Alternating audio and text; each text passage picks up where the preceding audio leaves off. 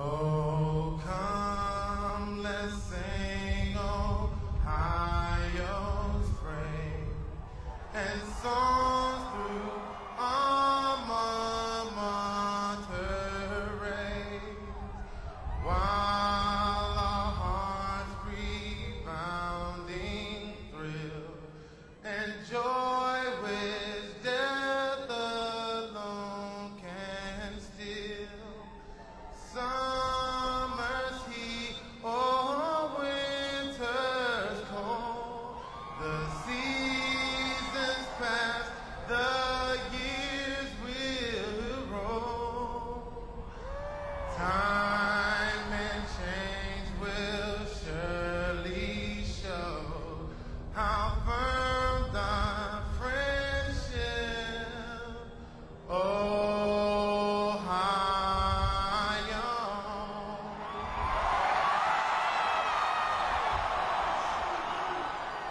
That was former Buckeye linebacker C. Grant with his rendition of Carmen, Ohio. Welcome to Week 3 of Buckeye Preview, everybody. I'm Tyler Carey. It's Miami week, one of the biggest games of the year, most hyped games of the offseason. We can't wait for this one despite all of the distractions on both ends of the matchup with Miami and Ohio State. But we'll get to that later. As I'm sure many of you knew, the Buckeyes had a little bit of trouble against Toledo last week. Alright, I admit, I'm not happy that they only won by 5 points, but hey, at least they didn't lose. They've won close games like this before. This is not normal. This is not new for any team in college football. Everyone has trouble once in a while. The big concern, though, Joe Bosman did not look very good against the Rockets. He was overthrowing receivers all day, only hit about 50% of his passes, and perhaps more frustrating was Luke Fickell never sent freshman Braxton Miller into the game once. He says that will change against Miami. We shall see. Now, before I talk about the Miami Hurricanes, let me get you updated on what happened this past week in college football. Starting with what was probably the best game overall this weekend, Michigan stunning Notre Dame 35-31. They scored 28 points in the final quarter, including the game-winning touchdown with only 2 seconds left. I gotta tell you, I ran into Abby Sutliff and she was bragging, oh my God, here come the Wolverines, Michigan football's back, making fun of Ohio State because Toledo almost beat us. Let me tell you something, Abby. Notre Dame has not been a true national power since the mid-90s. You and I were barely alive at that point. When you beat a real team like Ohio State, then we'll talk, but that hasn't happened in almost a decade. Elsewhere in the Big Ten, Alabama going to Happy Valley and beating Penn State by a score of 27-11. We really couldn't expect Penn State to do much. A lot of people think that the Crimson Tide are the best team in college football this year.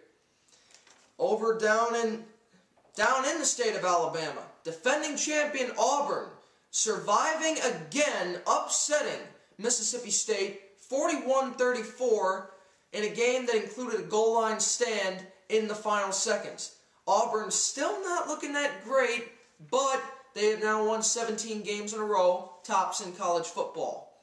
Elsewhere in the SEC, South Carolina beat Georgia in a thriller 45-42. Georgia is now 0-2 for the first time since 1996. Locally, Kent State, in a game that, like many games the previous week, had been delayed for numerous hours by lightning, lost their home opener to Louisiana Lafayette 20-12. Not looking too good for Kent State. I was hoping that they could win in Darrell Hazel's home debut, but, well, could be another one of those years for the Golden Flashes fans. Sorry, Dad, but we all knew your alma mater sucked. Elsewhere in local, Akron had their home opener against Temple and were blown out 41-3. Akron is now 0-2 yet again. Temple, meanwhile, was picked to be one of the best teams in the MAC this year. And in high school football, still staying local, Twinsburg went down 3.5 hours south to beat Lancaster 35-27, led by John Barton, the running back, who scored 4 touchdowns in the victory. Are you hearing this, Luke Fickle? 4 touchdowns. Get the scholarship out right now. John Barton is for real. Go Twinsburg. Now that I have given you the scores, let's preview this week's opponent, the University of Miami, Florida Hurricanes. The Miami Hurricanes have been playing football since 1926, owning a record of 568, 320, and 19. While only having above-average teams for their first 60 years, the Canes' best success came between 1983 and 2002. During that time, the U claimed 2 Heisman Trophy winners, 13 10-win seasons, and 5 national championships. Miami teams have long been stocked with future NFL stars, including Ray Lewis, Andre Johnson, and Bernie Kosar. Miami currently calls Sun Life Stadium home, but their greatest memories came in the Miami Orange Bowl, which was torn down in 2008.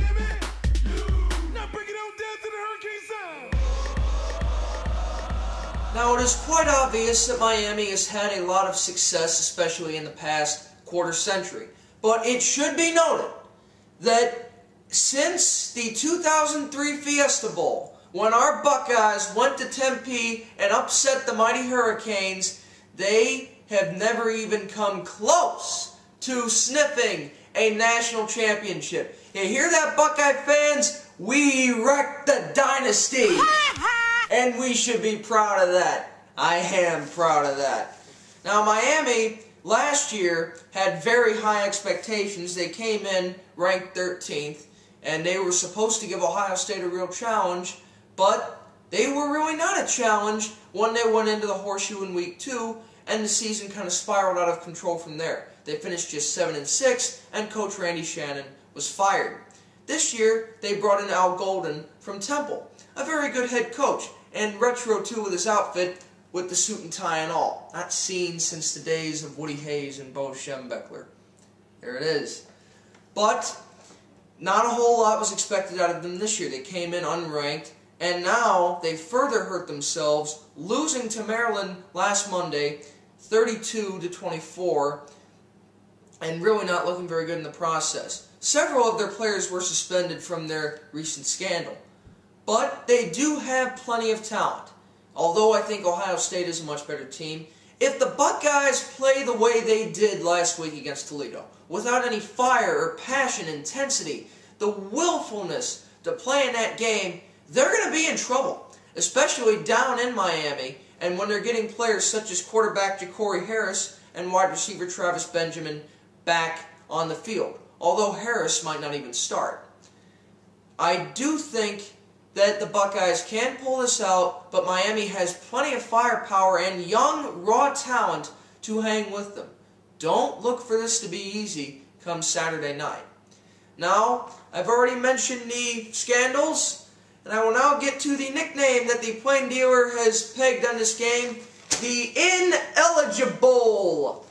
That is because over the past few months, both of these teams have been racked with NCAA allegations, suspensions, overall black eyes for the university and the football programs. Now, I don't really need to rehash what happened at Ohio State. We all know Jim Tressel didn't tell people that guys might have sold memorabilia for tattoos, and he ends up getting fired. Says he got resigned. We all know he was fired.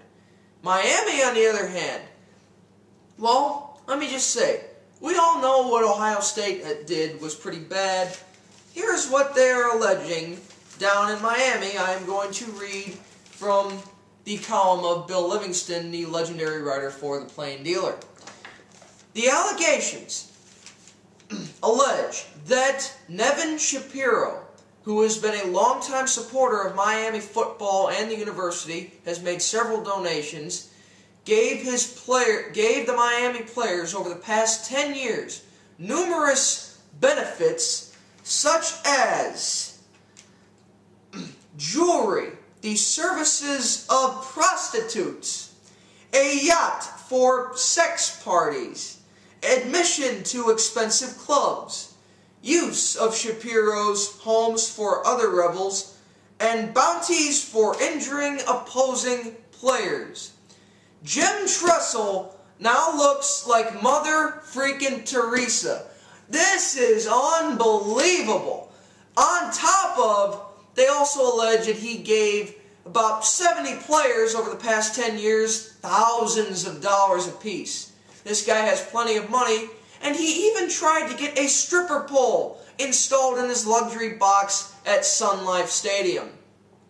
Now, I can remember during the Ohio State scandal, during the onset of it, I was obviously shocked by the whole thing, as I'm sure many of you were, but I was told by several people, this is the big story now, but sooner or later, something else is going to come along, and everyone will forget everything about what happened down in Columbus. Here it is! This is not just vacating wins material, bowl ban material. This is death penalty material. That has not been seen since SMU ran basically their own pro football team during the early 1980s. A slush fund, they said, that is the name of it, in which they would pay all of their players thousands of dollars just to come to SMU. It worked, they won a whole bunch of games, but in the end, they received college football's death penalty and had their next 2 years canceled. And they did not come out of it for 25 years. They were a losing doormat football team. It is possible that that could happen to Miami. Well, I hope not, because I don't ever want to see a program end up crippled the way SMU was. Can you really argue with the NCAA here? Again, I read again. Prostitution, jewelry, sex parties, bounties on opposing players. This has happened before at Miami. During the 80s when they had the swagger, the U, winning national championships. Stuff very much like this went on. And the NCAA did not put a stop to it. They might be saying goodbye to football at Miami. Thank God we won't have to be saying that about Ohio State, at least not anytime soon. Well, now that I have vented upon that, let's get to this week's classic game. I wanted to show, obviously, the Fiesta Bowl in which Ohio State beat Miami for the national championship. I could not find any good footage, if you could believe that. So I am going to show you footage from a game that the NCAA claims technically never happened because the players used by Ohio State were ineligible to play, although we didn't know it at that time, and Ohio State still managed to beat Miami. Last year's game, even though technically it never happened, we all know the Buckeyes kicked ass. Here it is.